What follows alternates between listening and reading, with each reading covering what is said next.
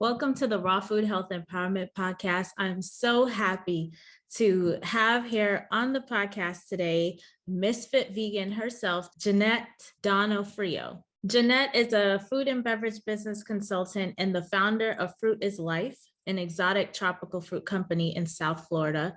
She's extremely passionate about living a healthy vegan lifestyle and has followed a fruit-based diet for over 10 years now. Through changing her diet, Jeannette has healed her cystic acne, chronic fatigue, eczema, migraines, and a whole host of other issues.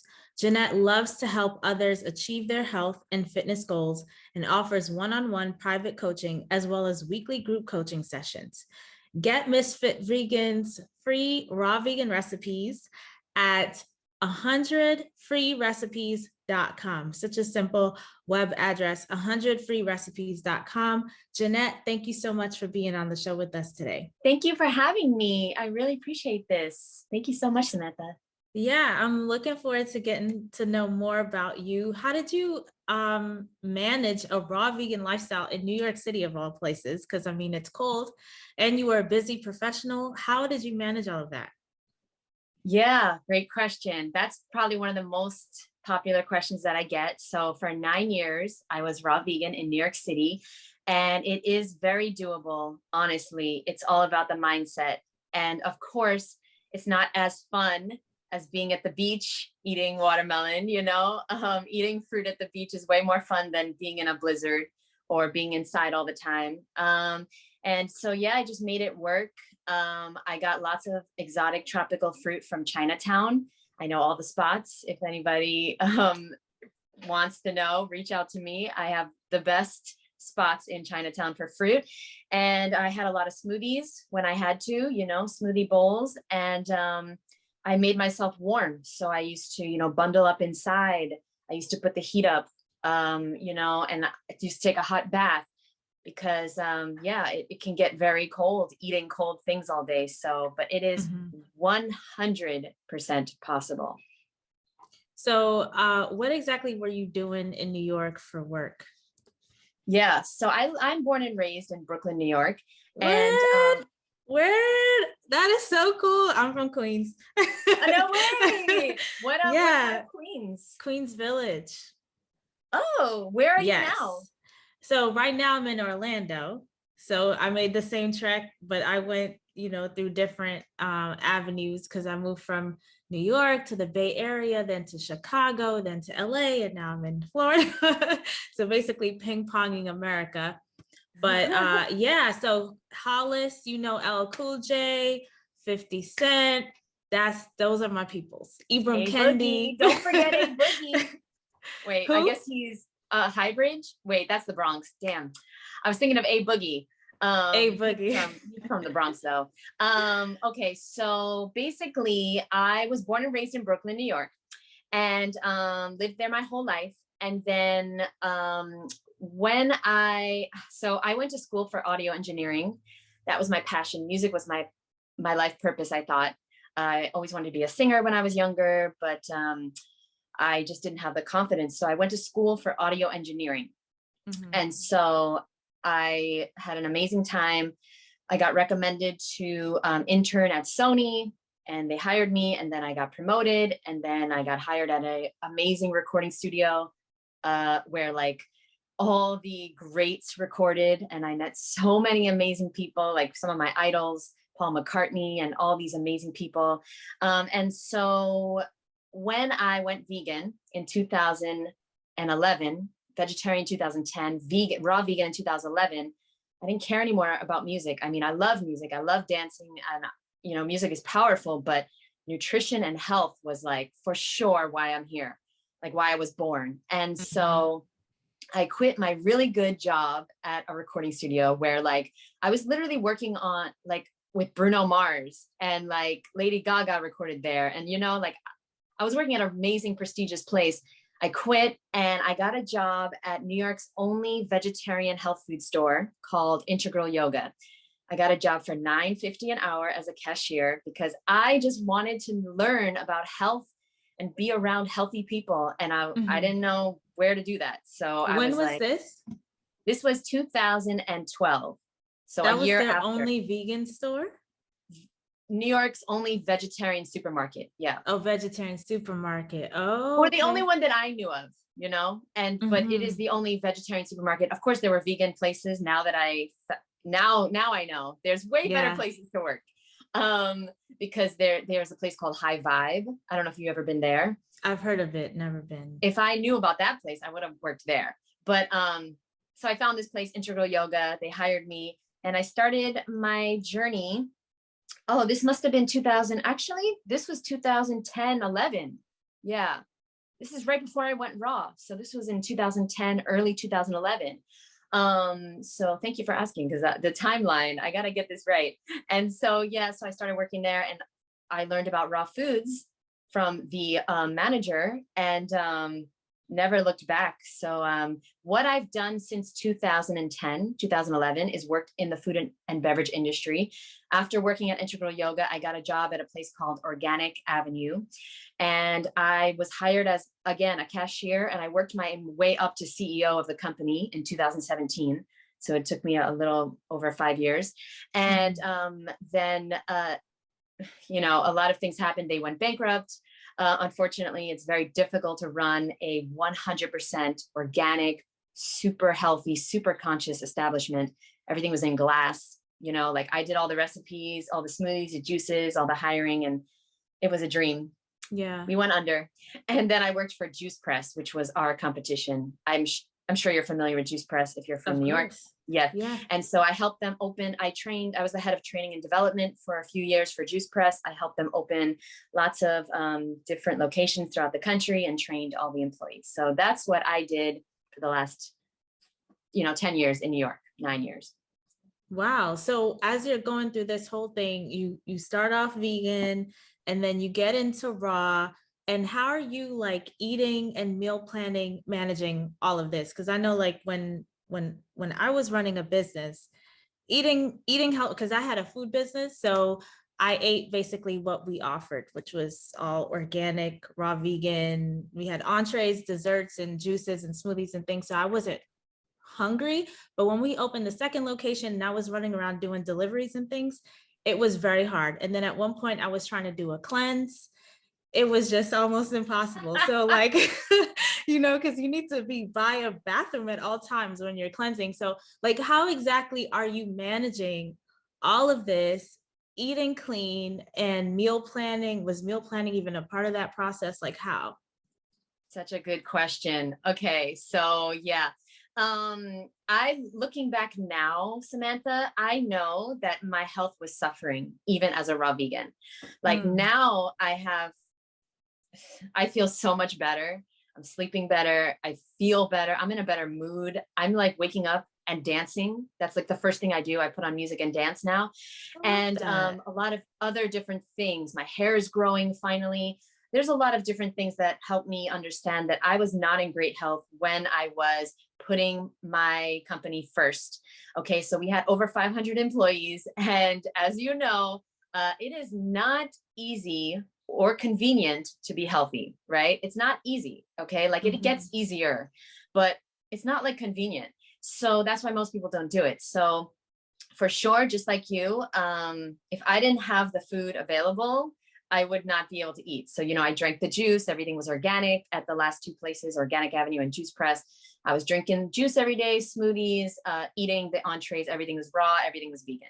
So for sure, I was very blessed and lucky to have that.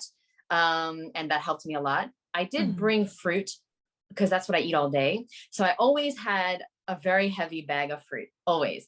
And everybody would make fun of me, even though it's a raw vegan establishment. I was the weirdo in the meetings with like 20 oranges or half a watermelon, but I was the boss. So like they weren't really mean about it. They were just like, you're gonna like eat all of that, like half a watermelon.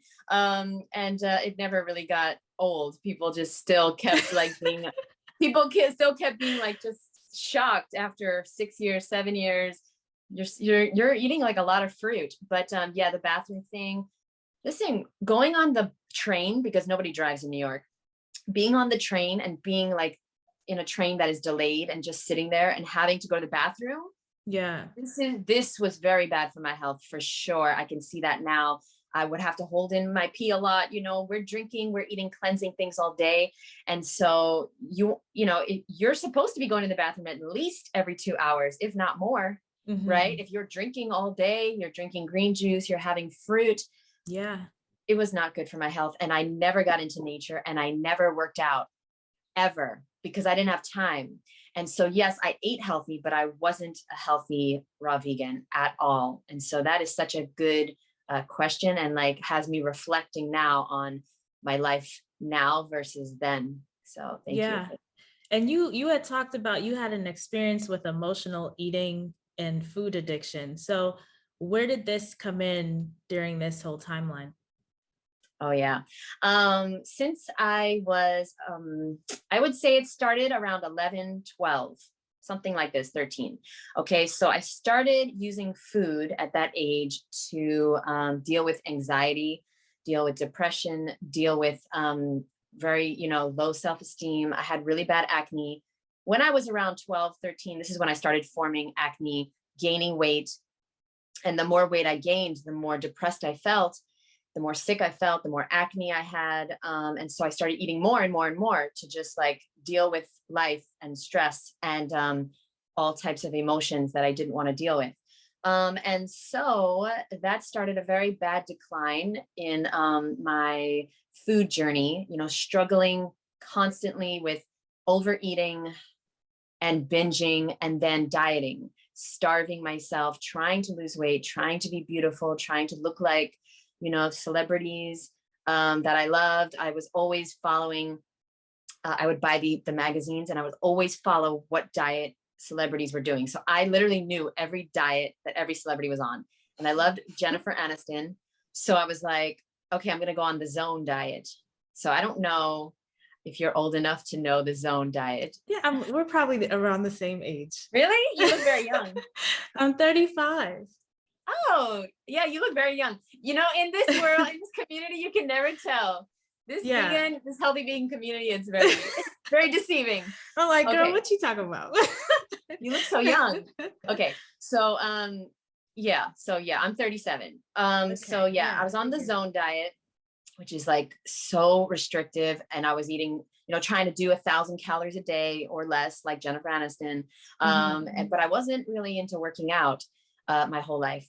And so anyway, constantly on diets, constantly binging. And it wasn't until recently that I actually recognized that I had a problem with food. Even as a raw vegan, I was emotionally eating and using food for things besides fuel.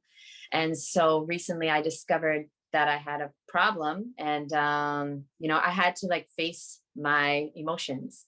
So yeah, it's been a very long journey for me personally. It's really interesting. I remember we recently had in our community the Raw for Lent live experience, and we invited our mutual friend, Matt from Raw Intuition. Yes. And he had talked about social anxiety, and I know I struggle with that too. I have social anxiety.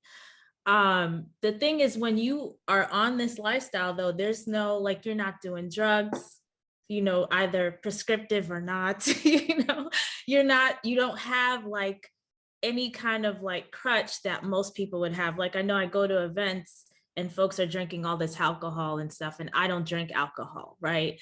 So I don't have anything to like help me deal with anxiety or whatever. So the easiest and most like, the easiest thing to get to that people are okay with is food.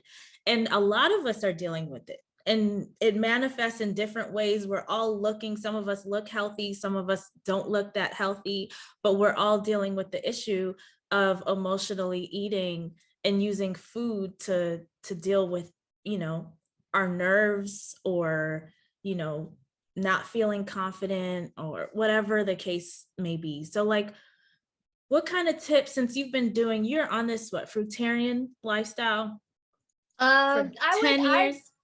Yeah, I wouldn't say fruitarian because to me that's like all fruit, but raw vegan since 2011. But mostly fruit. Yeah, I do have greens and vegetables, nuts and seeds as well. So yeah, so I've been doing it for 11 years now. Yeah. Okay. So for folks who are going through that, like what kind of advice do you have for them, since, we're not, because I remember Matt had asked me, what do you do? And I said, well, I feel the feelings and just make my way through it. It's just, it's the but only way. but I'm Yeah. not gonna say that I'm 100% clean with my diet. Sometimes I'm just like, F it, whatever, give me the skinny pop, and I'm down in a whole bag of skinny pop because I'm like, that's what I need right now in this moment. Yeah, that is a great question. And I love this topic because it's something I've struggled with. And if people have not experienced a food addiction or emotional eating, they cannot understand it. I was actually bullied recently by a raw vegan. I'm not going to say who, but they're a popular raw vegan. She made a whole story about me and she was telling her followers that I was lying and there's no way that a food addiction exists. And as a raw vegan, as a healthy vegan, I still struggle with being addicted to food and emotional overeating and using food to, deal with social anxiety, absolutely, deal with depression, deal with feelings that are uncomfortable. And so I don't expect, and that's okay that she doesn't believe that. She's clearly never experienced emotional eating or a food addiction. I have.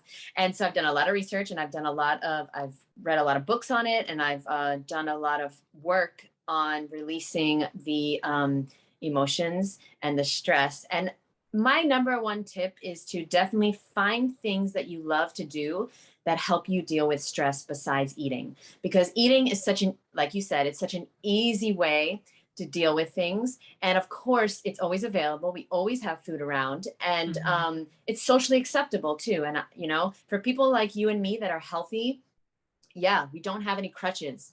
I didn't realize that until you said that. Yeah, that makes a lot of sense why we can gravitate towards food, or vegan processed food, because it's like, difficult to deal with life sometimes, right? Life is not easy.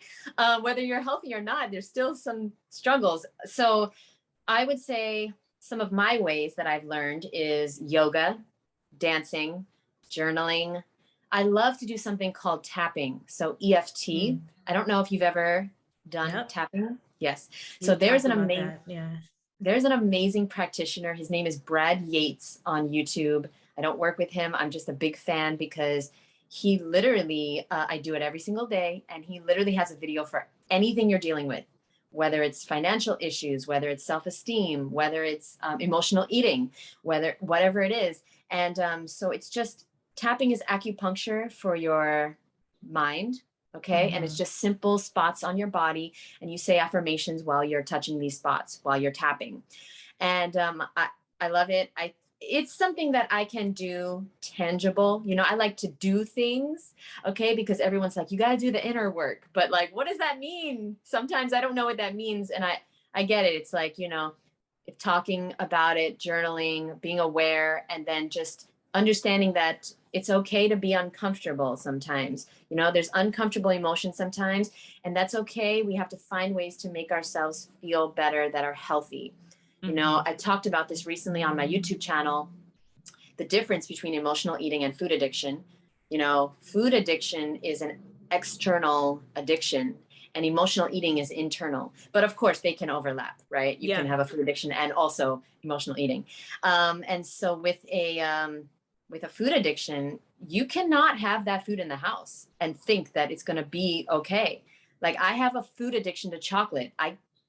I've accepted, like an alcoholic, that's okay. I just can't have it in the house. I can have it a few times a year with friends, with family, celebrating. But if it's in the house, it's in my mouth. So like, that's what I tell my clients, get it out of the house at all costs. And if you're living with someone who needs to eat that, then it's the real issue is setting our boundaries, and expressing ourselves and standing up for ourselves and saying, listen, I can't have this in the house. Do you understand?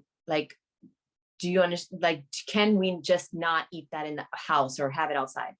And then write a list. Last one is write a list of all the ways that you can feel safer or help with the emotions that you're dealing with. So for example, if you eat because of anxiety, how can you feel more calm without using food? So maybe that's doing a deep breathing, or the alternate nostril breathing, or tapping, or taking a bath, or a warm blanket really helps me feel safer. Exploring different ways besides eating to feel what eating is doing for you. I think it's all about awareness.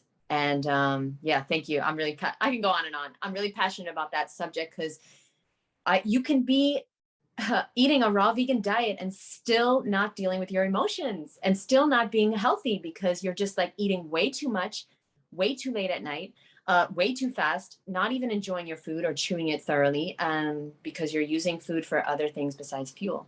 So, or end up binging, swinging on the opposite side, because something happened. You have a triggering conversation or whatever the case may be. Yeah. So that's great. Some great tips. EFT, it doesn't work for everybody. I know I've recommended it to some people before. It seems like it may be a little difficult to stick with. How long have you been doing EFT?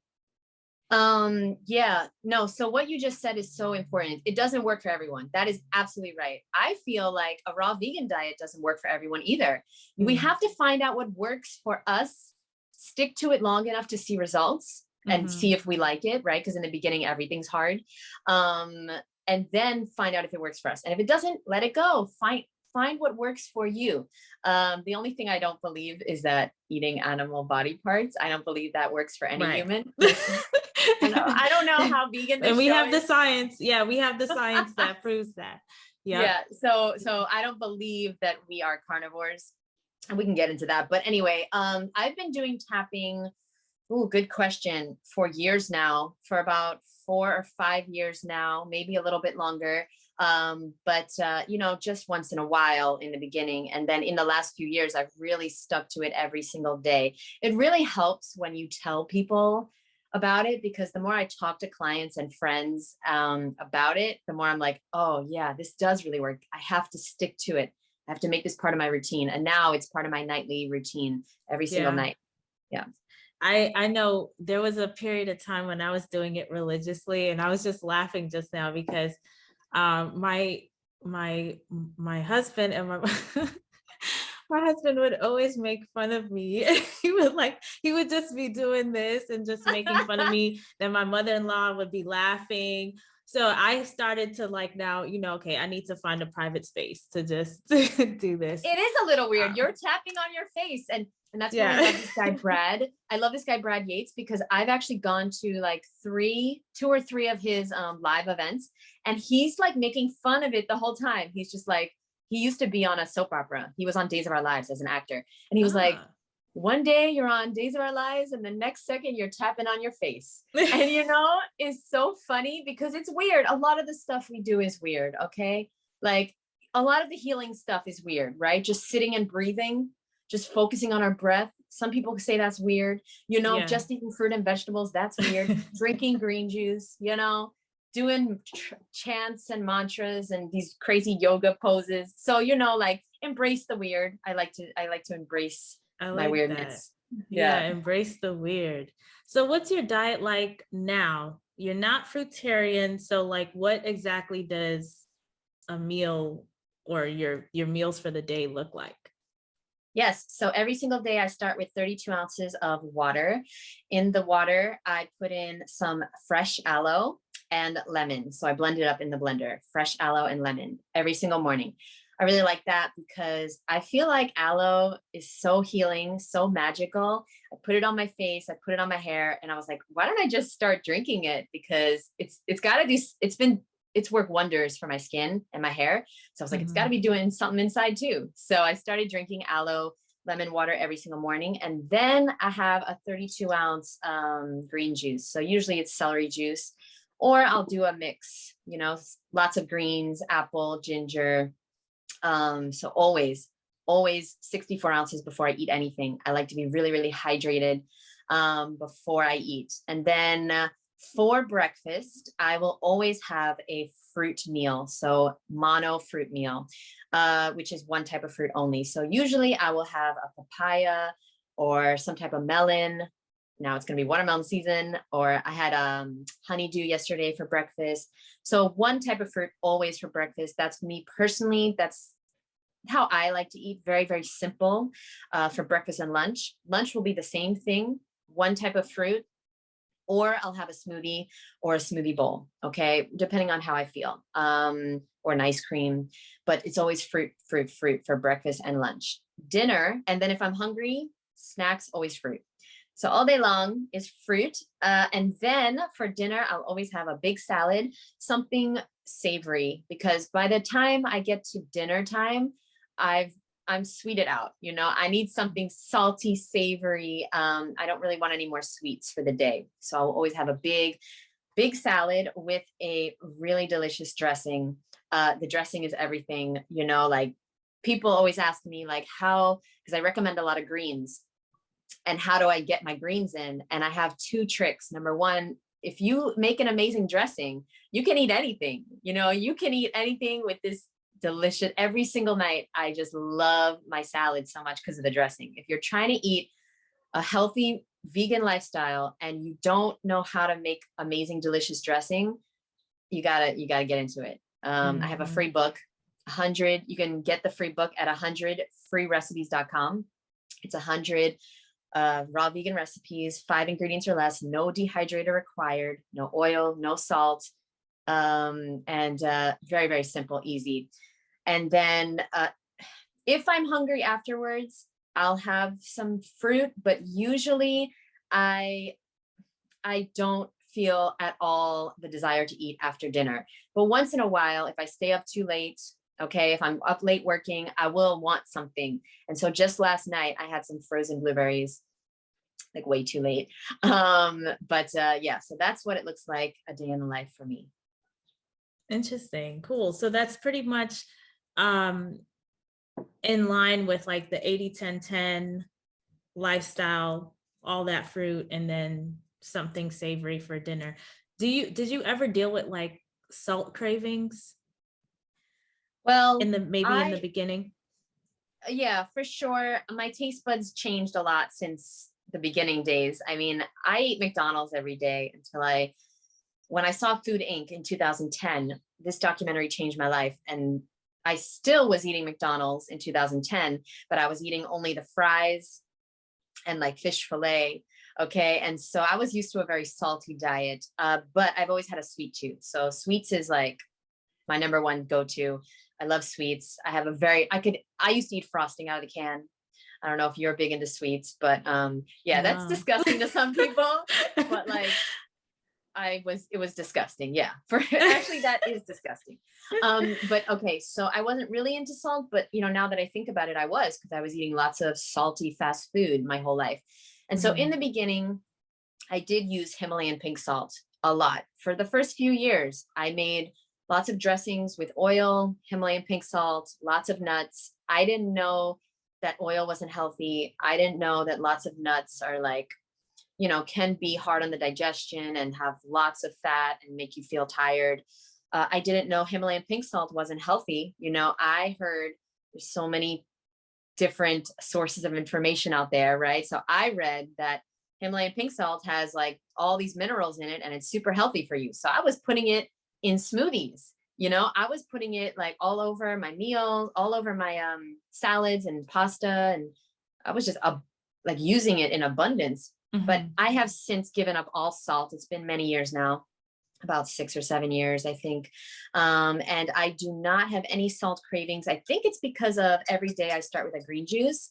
And, you know, this is 32 ounces of celery juice. There's so much natural sodium in here. So like, I don't have the craving later on for the salty, although I do like savory, you know, salty-ish, right? So like my dressing is, there's no salt in there, but there's, you know, things that are kind of like salty, like lemon and lime can help with salt cravings. Okay. Nori is really good. Any type of seaweed is really good with salt cravings. You know, spices and like green onion and savory things, these can help. Oh, greens. greens are really high in natural sodium. So like if you have lots of greens and you put lots of spinach and arugula and stuff like that in your salad, you will definitely satisfy that craving. Nice, nice. I love that. I think major tip I want to just highlight and underscore bold for everyone is the fact that you said you start off your day with celery juice or a green juice of some sort, which I think maybe could be the game changer for folks with the salt addiction. So that's really key. I like that. Absolutely. And then last tip I forgot to mention. So the dressing is key. And then to Mhm. get in a lot of greens, here's what I do. I make a dressing in my Vitamix blender. Okay. And I put like 4 or 5 handfuls of spinach or any type of green in the dressing so that I'm getting so many more greens than I could ever eat. And this is like such a good tip. Yes, it will alter the taste of the dressing a little bit, but find a way to make it taste amazing, Yeah. like add a little more, add a few dates in the dressing, add some lemon or lime juice, add some, Brazil nuts or any type of like nuts that make it creamy, and some spices. And this is a great way that I found to add more greens. The more greens you have, the more it will help with the salt cravings, because I know a lot of people that can't eat raw, they say, because they don't like sugar, sweets. And so this will help. Mhm, mhm, mhm. So what kind of exercises do you do now? Because you said before you weren't exercising, but I was thinking like your lifestyle, because I know for me personally, when I had the store, I was on my feet a lot. Yeah. So Yeah. even though I didn't have um, necessarily an exercise regimen that I did every day, I was lifting up 40-pound boxes of bananas and different cases of fruit. Like that's strength training right there. That's squats, Yeah. upper and lower body, and just running around is cardio. So for me, I was the fittest ever just because of that. I felt like so. Take me through like your lifestyle then when you were a busy professional running these different food businesses and you weren't exercising, what your life was like then, and then what your exercise routine is like now. Yeah. So unfortunately, when I was running Organic Avenue, and then when I worked for Juice Press, I was running, like I was having constantly to be in meetings, constantly to be dealing with HR issues, constantly hiring people, firing people, and not getting to play with fruit and vegetables, Mhm. So like this lifestyle, yeah, I mean, just going food shopping, you'll get fit if you buy enough fruit and have to carry it up the stairs. And like, I do definitely, I did stay pretty well in shape just by living this lifestyle, constantly carrying watermelons around with me and like heavy glass bottles of juice and stuff. But I didn't work out at work at all, because I was always in the office. I was always dealing with, things like that. And so I never sweat. I never sweat for the first, I don't know, 8 years of being a raw vegan, 7, 8 Oh years. wow. Really not healthy. Okay, so you can be fit without being healthy, but you cannot be healthy without being fit. Okay, and when I say fit, I don't mean you have to look like a bodybuilder or you have to have six-pack abs, but you need to work out if you want to be healthy. Okay, the lymphatic system, as you know, does not have a pump. And so we have to pump it ourselves. It's not like our heart. Our heart is just going to pump on its own. Our lymphatic system must be pumped every single day for things to work properly. I was not digesting my food properly. I was going to the bathroom once, maybe sometimes twice a day as a raw vegan. This is not ideal. All right, I'm talking about number 2, guys. Mhm. And so you want to be going to the bathroom technically at least twice a day, or better yet, every time you eat. So if you eat 3 times a day, as soon as you start eating, your peristalsis should start working, and you should start the elimination process and have to go shortly after eating. That was not me. Okay, I was going every morning and that's it. I was definitely not digesting food properly. I was bloated. I was not sleeping well at all. I was sleeping 4 hours a night or less, sometimes not at all. And anybody that worked with me knows that I was super energetic, right? I had so much energy. You would never know that I wasn't sleeping. And that's because my adrenals were overworked. My thyroid was probably messed up. I never got it tested, but just knowing what I know now about health and nutrition, exercise is key. Okay. And so now I work out every single day, at least 30 minutes. I start my day on the beach every single morning. I go for a walk or a run. I love to swim. I love to bike. I always get outside and do some exercise in nature. And then when I'm home, I do some work, and then I will always do 30 minutes of strength training. And then I do yoga. So I do cardio every day, or like, some days it's like swimming and like playing around in the ocean. Okay. So I'm not sweating so much, but I like to run. I like to bike at least 30 minutes a day in the morning, and then strength 30 minutes, and then yoga 30 minutes. So I'm physically moving my body at least an hour and a half every single day.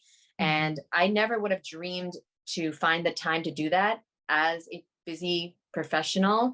But I'm now making more money than I made working in corporate. Okay. Making more money working for myself now. And so I know that it is possible. Okay. I didn't think it was possible back then, but I now know that it is possible to prioritize your health and make money and be happy and live your life purpose. So now I truly believe it. Back then I was like, no, I have to work 16, 20-hour days just to make, enough money to survive and be able to afford all this fruit. And, it's not true. Not at all. Yeah, well, come in with the motivation. Thank you. I'm sure a lot of people are thinking about that they have to, make that sacrifice. But definitely everything seems to fall into place once you let God and the universe know what your priorities are, it all works out. Yeah. I want to say that we just need to know what we want. Okay. And we need to be willing to accept it. And then the universe or God, whatever you believe in, is the how. The universe will take care of the how if you know what you want. You have to know what you want. So whether that means shutting off your phone for a day, going into nature, meditating on it, journaling, talking about it, figure out what you really, really want out of this life and why you were here, why you were put here. And then just be willing to accept that. Be willing to accept the abundance that you so much deserve, the health and the abundance that you deserve. And the universe is going to take care of the how, like you just said. Yeah, I totally believe this. And part of that journey is kicking and screaming too, like, oh, I can't and I won't and I can't. And, that's part of it. But once you get that out, then you start to strategize on the how, like, because sometimes we just need to be in our feelings, just express it so we can move on and start strategizing. Okay, how are we going to make it happen? Or just give it up to God. Honestly, that's what I do a lot of times when I feel like something is just overwhelming me. I'm just like, you know what, God, handle it. And I go to sleep and I wake up the next morning and I got it. I have the plan. I know what I need to do. I'm putting something on the calendar or making some little tweak to a routine that I already have or whatever. So thank you for sharing that. I love that. And I am definitely going to use that, because sometimes I'll just lay awake and like think about how. And even though I just said the universe is the how, I still forget. So you just reminded me, sometimes you just need to let go and let the universe help you, because the universe has your back and it wants to support you, especially once you have decided and made a decision about what you want. Once you have made the decision, hey, I am going for this, the universe will conspire for you to make it happen. Yes. And, one of the big topics in my group right now is finding exercise that we enjoy so we can stay consistent. So you're on the beach having a good time. How did you get to a place where you found an exercise routine that you can actually stick to and make sure it gets done every day?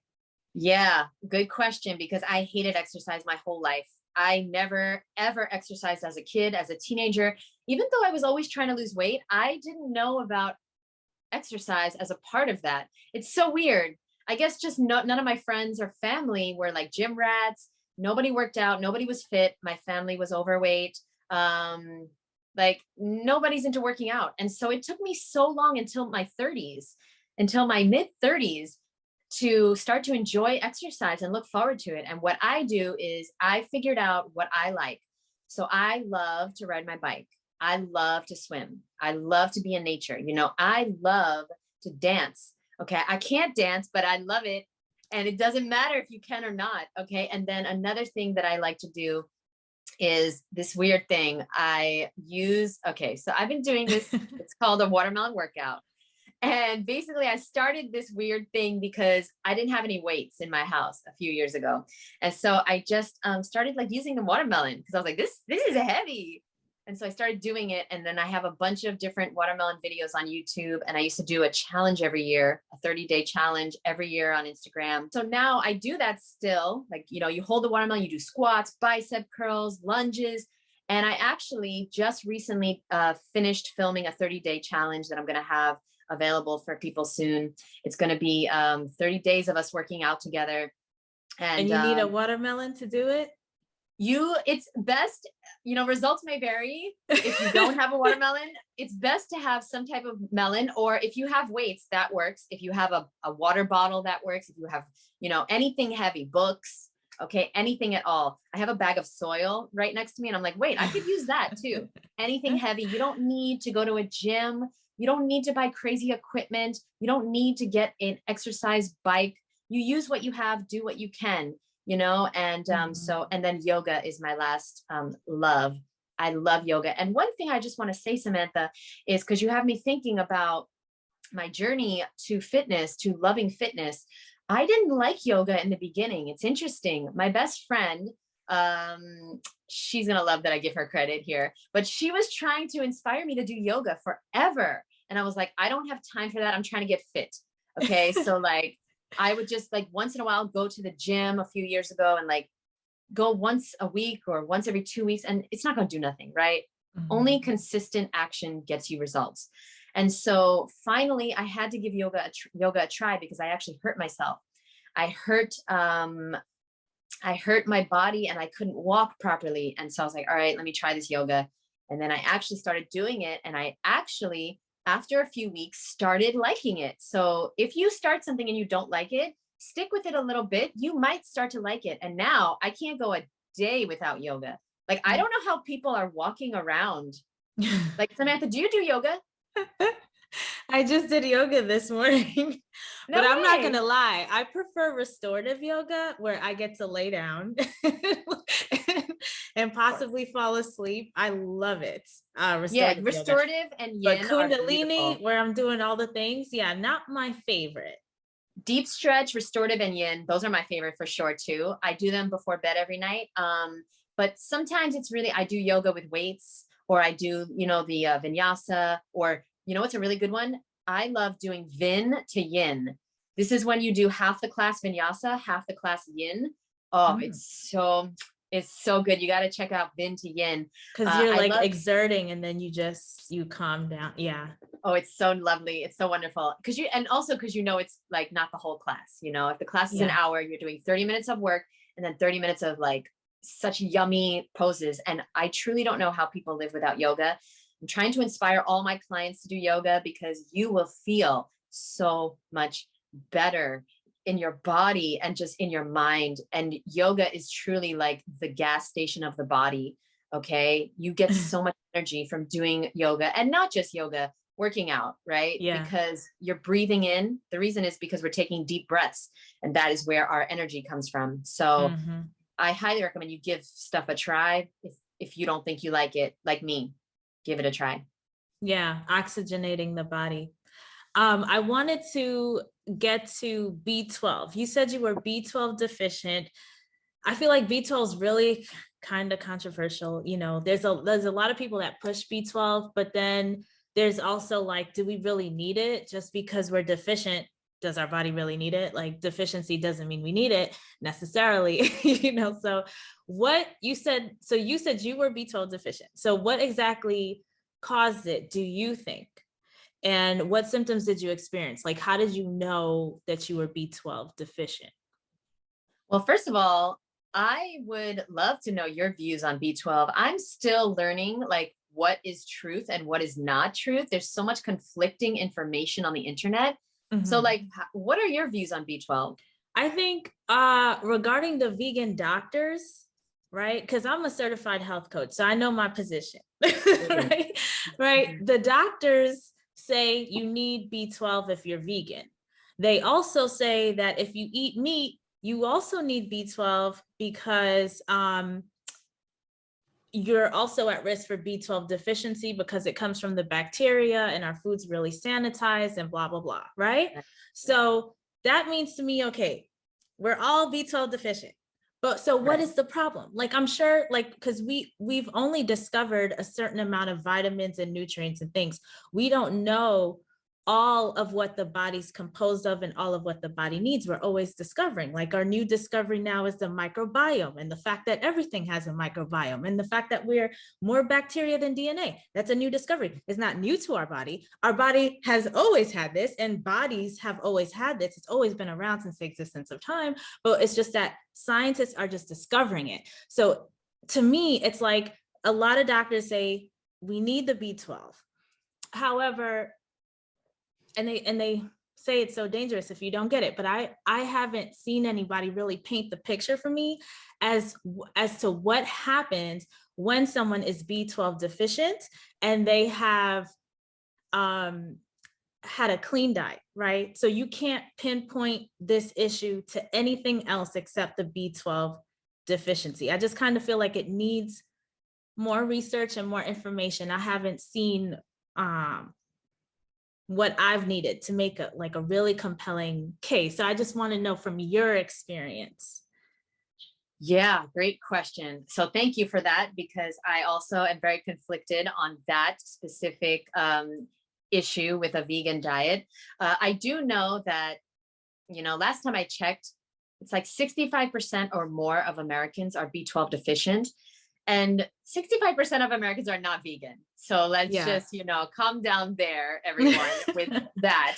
I was tested. So I don't recall ever having a blood test as a kid, or like if I did get it, I never knew about a B12 anything. I didn't know about B12 until I went vegan. And then everyone's like, where do you get your B12 and your protein and your whatever?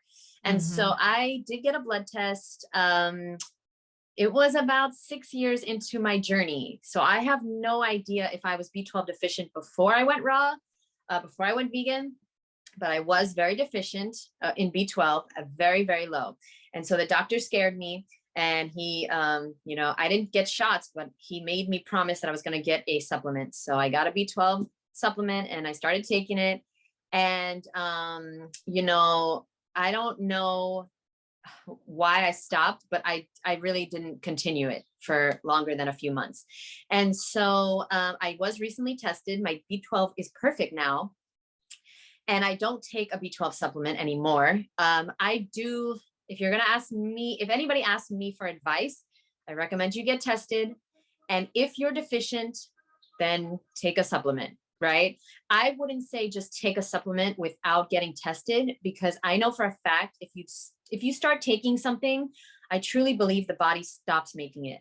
Okay. I have friends that take melatonin to sleep, and I'm just like, no, that is not good, because the body is going to stop making it. Like, why don't, like, unless you're deficient, right? We don't want to just like not let the body do its natural processes. And so, something I have found personally, as far as my energy level goes, is that I have focused on getting better sleep, and I'm still trying to master this. If anybody has any advice for me, please, leave it down below, because I appreciate it. Sleep is so important. And a lot of people eat like shit in their 20s and they feel amazing. They look amazing, still in their 30s. And it's because they've been sleeping properly. Okay. If you have insomnia, or you don't get proper sleep, or you sleep very little, or you don't respect sleep like I didn't my whole life, then you will have health issues much sooner than if you did have good, deep, restful sleep. Okay, the body regenerates itself. It actually can go to sleep. You go to sleep acidic and you can wake up alkaline. The kidneys filter during sleep. Your blood is completely cleansed during sleep. And so this is why a lot of people wake up and they have to go to the bathroom, because your blood is constantly, you're detoxifying during sleep, your blood is being cleaned, and you are eliminating during sleep. So when you wake up, you have to go, right? And so I think that sleep is probably most important when it comes to like energy and health, you know, aside from diet. And then the B12 thing, I'm also very confused, you know, so I'm glad you brought it up.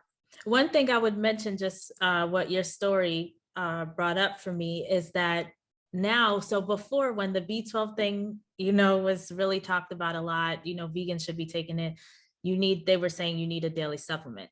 Now, the information that's coming from physicians committee is that B12 actually lasts in your gut for years. So you only need a small amount, way less than what was being recommended before. And so that makes sense that you took it and then years later you're checking and you're not deficient. And I do agree, because that's the thing. Like, I remember reading some book by some doctor, I'm not remembering right now, talking about a deficiency in vitamin K something, some number. And they were like, there's no need to eat this because your body makes it. But there's so much more our body could be making. You know, it's probably not making B12, but it could be making something that is similar where we don't really need it, but I don't really know.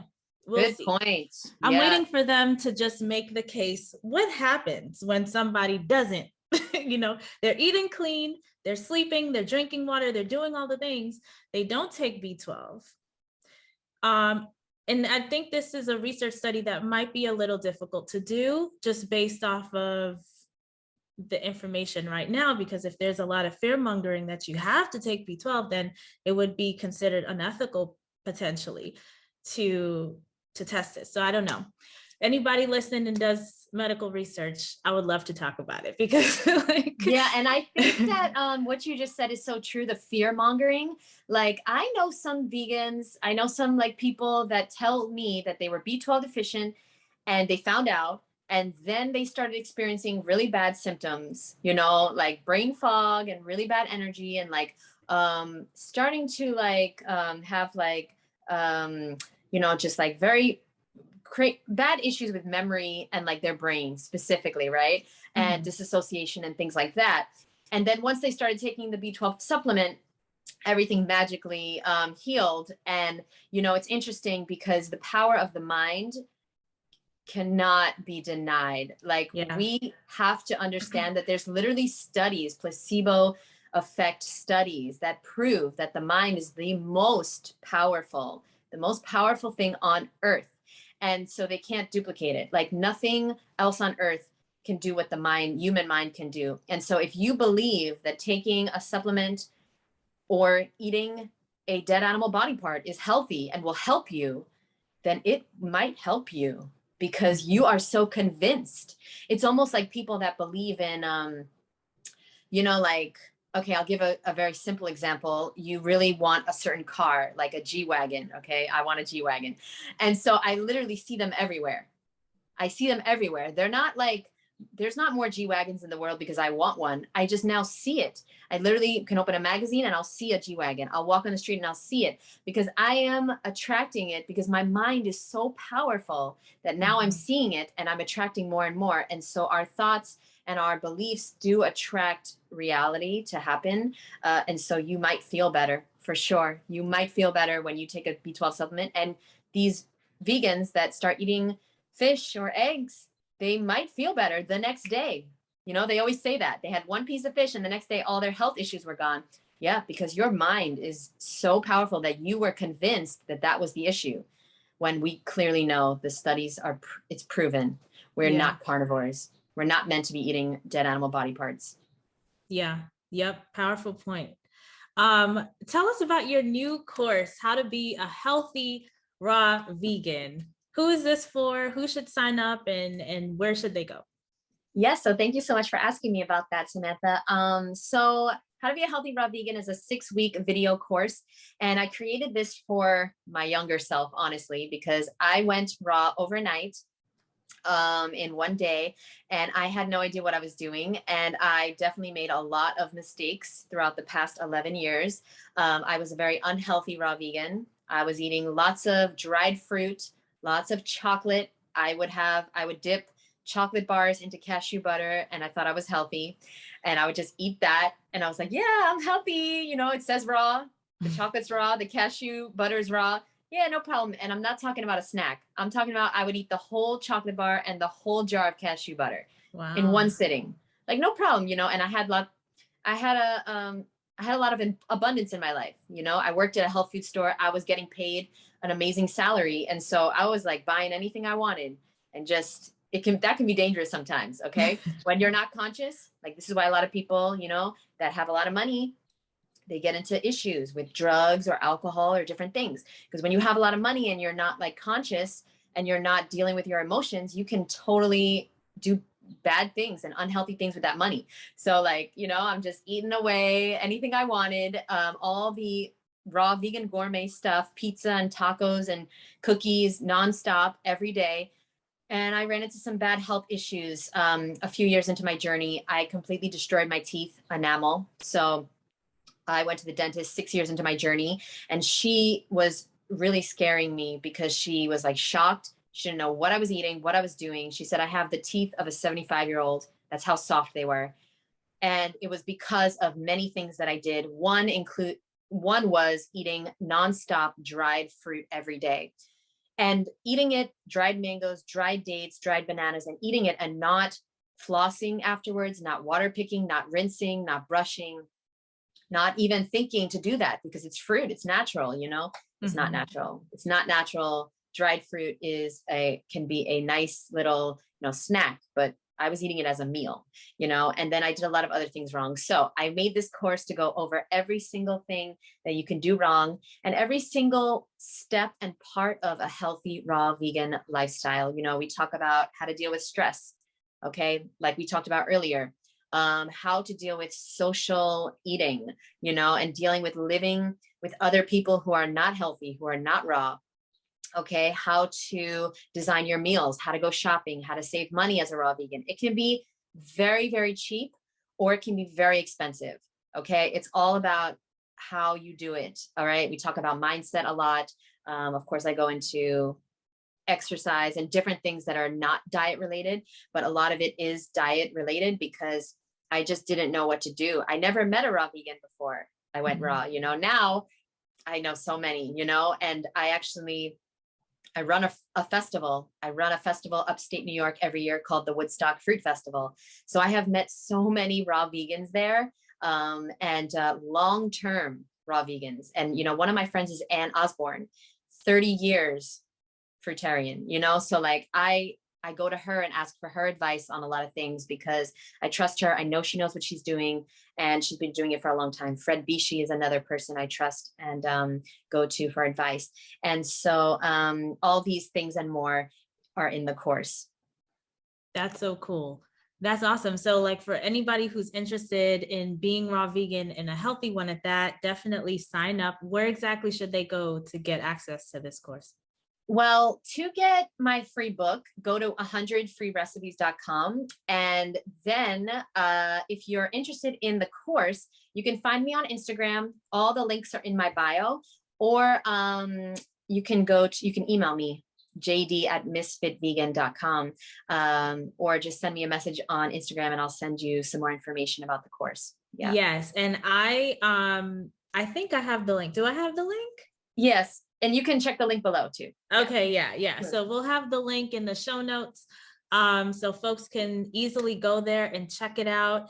And where can folks find you on social media?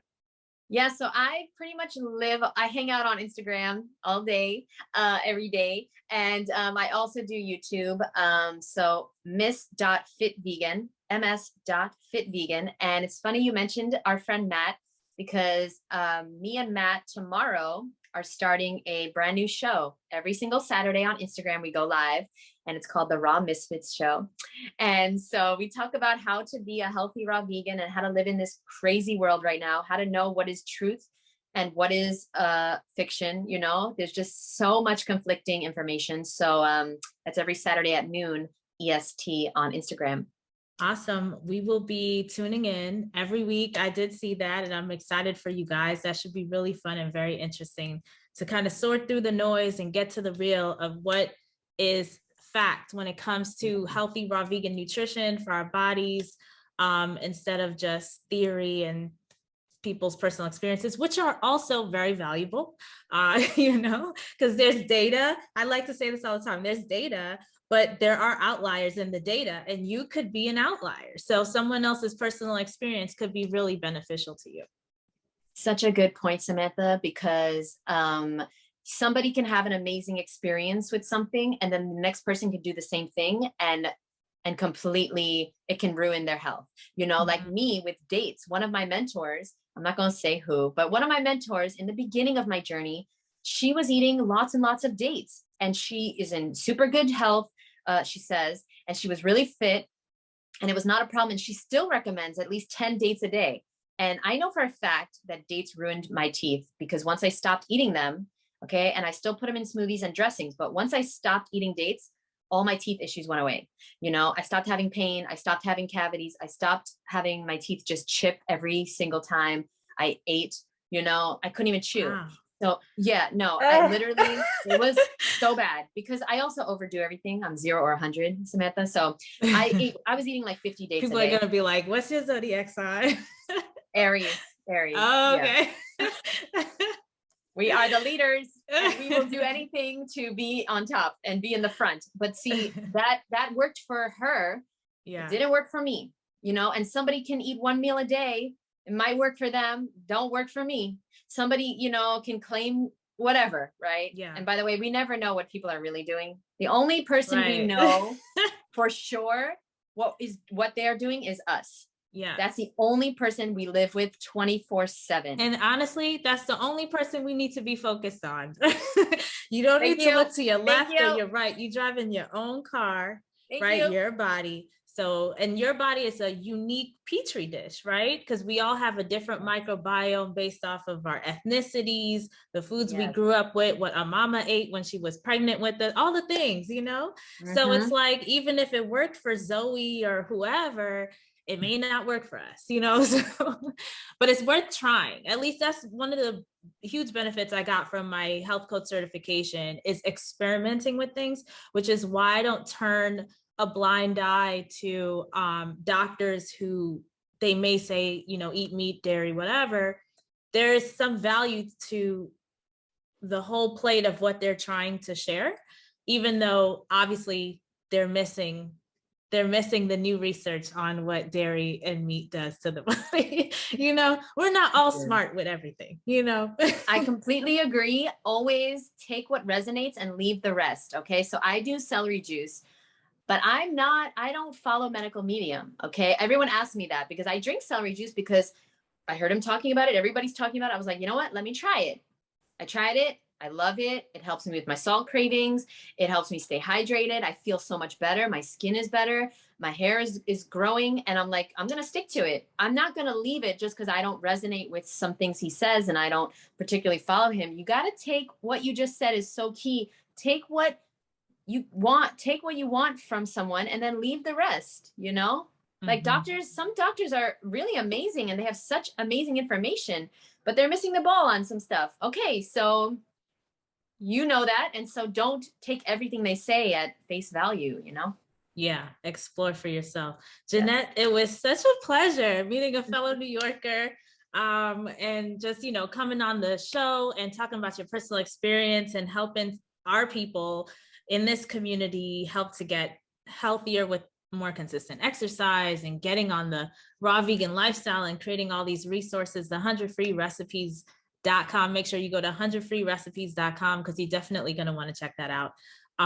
That's such an amazing resource. Thank you for coming on. Thank you so much, Samantha. It was such a pleasure. You're amazing. And yeah, let's do this again.